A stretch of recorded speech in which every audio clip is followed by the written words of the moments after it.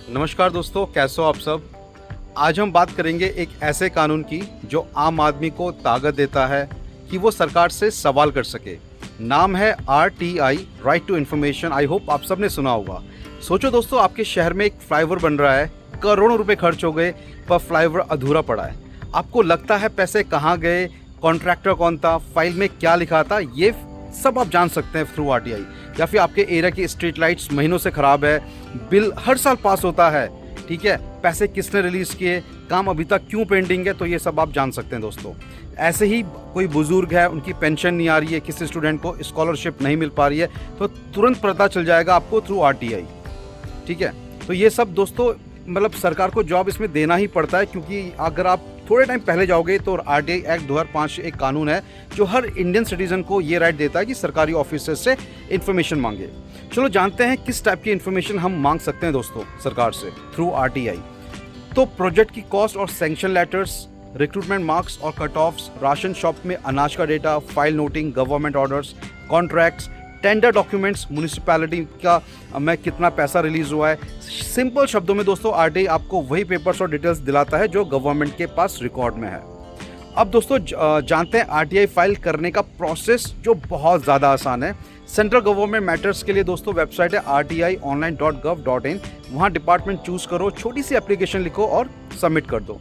अच्छा, state government matters के लिए दोस्तों अलग अलग स्टेट्स के अपने पोर्टल्स होते हैं। अगर पोर्टल नहीं है तो सिंपल चिट्ठी लिख के स्पीड पोस्ट से भेज सकते हो उस डिपार्टमेंट के PIO को। PIO मतलब पब्लिक इंफॉर्मेशन ऑफिसर। और याद रखो हर डिपार्टमेंट में एक ना PIO मतलब होता ही होता है, जिसको जवाब देना मैंडेटरी होता है दोस्तों। अच्छा, इसकी अगर डेडलाइन और पेनल्टी की बात करें तो RTI के रूल्स में एक टाइम लिमिट भी है। 30 दिन के अंदर जवाब आना चाहिए दोस्तों। अगर मैटर लाइफ या लिबर्टी से जुड़ा हुआ है तो जैसे किसी हॉस्पिटल में ट्रीटमेंट का केस, तो सिर्फ 48 घंटे में जवाब देना पड़ता है। अगर आपने गलत डिपार्टमेंट को भेज दिया तो उसको 5 दिन के अंदर सही डिपार्टमेंट में ट्रांसफ़र करना होता है दोस्तों।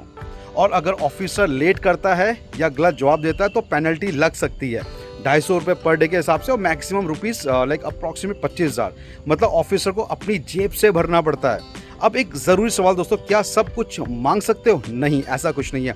कुछ चीज़ें मिलेंगी, कुछ नहीं मिलेंगी, राइट। पहले मैंने आपको बताया क्या मिल सकती हैं, अब वो देखते हैं कि हमको क्या इन्फॉर्मेशन नहीं मिल सकती है थ्रू RTI।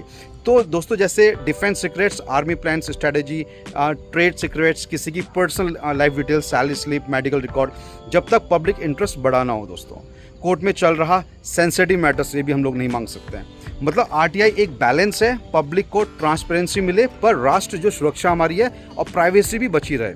अगर आपको रिप्लाई ना मिले या आपको लगता है दोस्तों जब आप इनकम्प्लीट है तो क्या करना है, देखो अगर आपको लगता है फंसे, वो पेंडिंग है, नहीं मिल पा रहा है, तो सबसे पहले है अपील।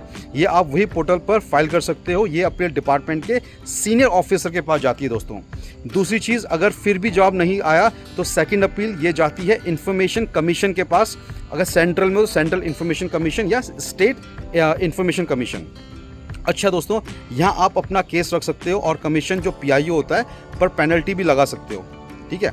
चलिए दोस्तों कुछ रियल केसेस सुनते हैं। एक केस हुआ था 2019 में जहाँ सुप्रीम कोर्ट ने कहा था चीफ जस्टिस का जो ऑफिस है वो भी RTI के अंदर आता है, मतलब जुडिशरी भी अकाउंटेबल है। अच्छा, 2024 में सबको याद होगा इलेक्टोरल बॉन्ड्स केस में RTI की एप्लीकेशंस की वजह से पॉलिटिकल फंडिंग के राज खुले और सुप्रीम कोर्ट ने स्कीम को स्ट्राइक डाउन कर दिया था दोस्तों।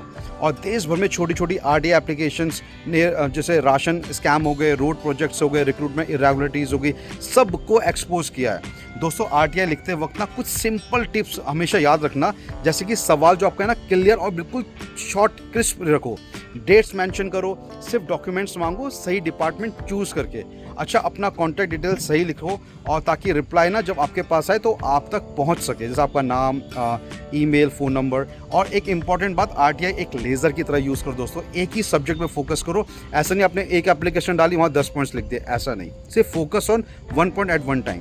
तो दोस्तों RTI एक पावरफुल टूल है जो आम आदमी को सिस्टम के सामने इक्वल बनाता है। ये आपका कॉन्स्टिट्यूशनल राइट है दोस्तों। अच्छा, आप भी ना अपने एरिया का ना कोई भी काम अधूरा है, राशन कार्ड में गड़बड़ी है या एग्जाम में ट्रांसपेरेंसी चाहिए तो RTI फाइल करके आप सच जान सकते हो। तो दोस्तों कमेंट में बताओ आप आरटीआई किस इशू पर फाइल करना चाहते हो। अगर वीडियो अच्छा लगे तो लाइक ज़रूर करो, शेयर करो अपने दोस्तों के साथ। और अगर आपको आरटीआई ड्राफ्ट के कुछ एग्जाम्पल चाहिए दोस्तों, तो मुझे आप मैसेज कर सकते हो, पिंग कर सकते हो और मैं आपको दूंगा। मिलते हैं अगले वीडियो में दोस्तों, तब तक के लिए स्टे सेफ, स्टे पॉजिटिव और खुश रहो। जय हिंद, जय भारत।